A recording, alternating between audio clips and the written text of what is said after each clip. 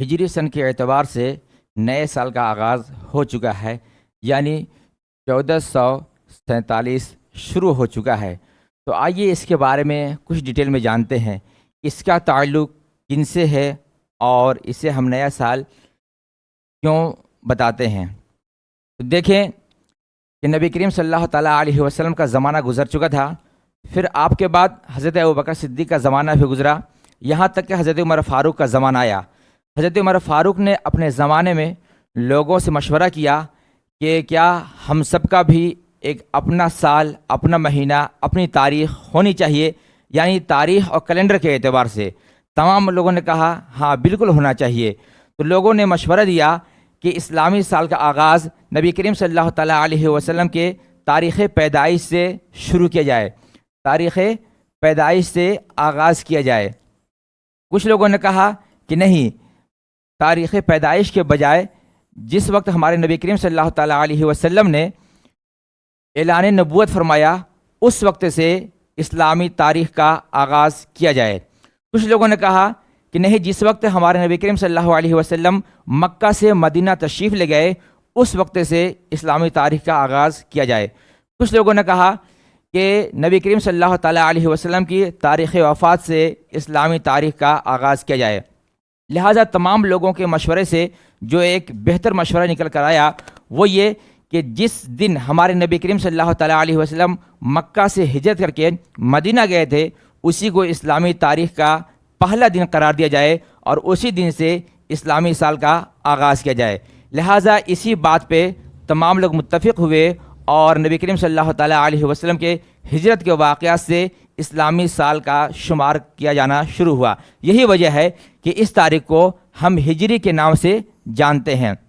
آئیے اسی مرد مجاہد اور وہ امیر المومنین حضرت عمر فاروق رضی اللہ تعالیٰ عنہ کی خدمات کے بارے میں کچھ جانتے ہیں۔ وہ یہ کہ دین اسلام میں سب سے پہلے یہ کام کس نے کیا۔ تو آئیے دیکھتے ہیں کہ حضرت عمر فاروق نے کیا کیا بڑے بڑے کام انجام دیے ہیں۔ غیر مسلموں کے سامنے اسلام ظاہر کرنے والے سب سے پہلے حضرت عمر فاروق رضی اللہ تعالیٰ عنہ ہیں۔ دوسرا جو بڑا کام ہے وہ یہ کہ فوجی چھاونیاں قائم کرنے والے۔ تیسرا پولیس کا محکمہ قائم کرنے والے، مردم شماری کرانے والے، جیل خانہ قائم کرنے والے، بیت المال قائم کرنے والے، جمع قرآن کا مشورہ دینے والے، نہریں کھدوانے والے، لوگوں کے لیے وظائف مقرر کرنے والے، شہروں کو تعمیر کرانے والے، دودھ پیتے بچوں کے وظائف مقرر کرنے والے۔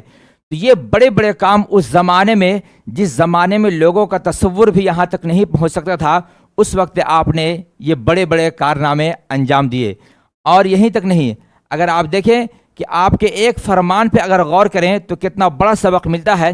وہ یہ کہ حضرت عمر فاروق رضی اللہ تعالیٰ عنہ فرماتے ہیں کہ مجھے وہ شخص پیارا ہے جو مجھے میری عیب بتائے۔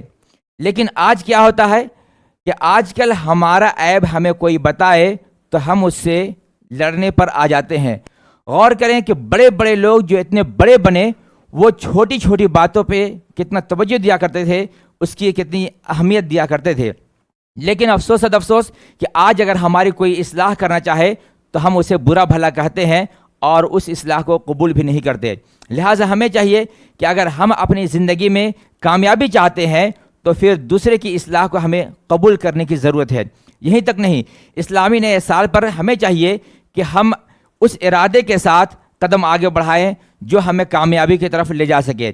مثلاً ہم دین سے نہیں بھٹکیں گے، ہم نماز سے دور نہیں ہوں گے، ہم قرآن سے دور نہیں ہوں گے، اور کیوں کر ہو، حالانکہ ہم سب امام حسین کے ماننے والے ہیں۔ ہونا تو یہ چاہیے تھا کہ جس امام حسین نے قرآن کی حفاظت کے لیے، دین اور اسلام کی حفاظت کے لیے اپنی جان اور اپنے خاندان کو قربان کر دیا، اسی امام حسین کے نام پہ ہم اس سال کا آغاز کرتے ہیں، دن کو مناتے ہیں اور ان کے نام پہ بہت ساری محفلیں کرتے ہیں۔